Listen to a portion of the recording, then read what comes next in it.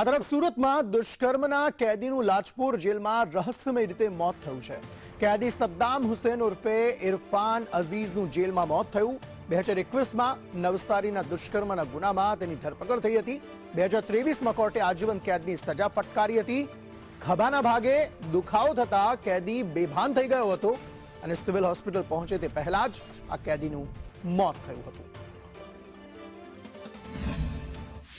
તેઓ પાકા કામના કેદી તરીકે તે તારીખથી લાજપોર જેલ ખાતે બંદીવાન હતા, જેઓને આજરોજ સવારે 11 વાગે જે કહેવાય કે એમના અચાનક ખભાના ભાગે દુખાવો ચાલુ થતા ફરજ પરના જે ડૉક્ટર શ્રી મનીષભાઈ હતા તેઓએ એના કન્સલ્ટ કર્યા અને તેઓને વધુ સારવાર અર્થે જેલના ગાર્ડના દફતર સાથે તુરંત જ સિવિલ હોસ્પિટલ ખાતે મોકલી આપેલા હતા, જ્યાં કલાક 12:15 વાગે આજરોજ તેઓને ડૉક્ટર શ્રી અંકિતભાઈ નાઓ દ્વારા મૃત જાહેર કરવામાં આવેલા હતા।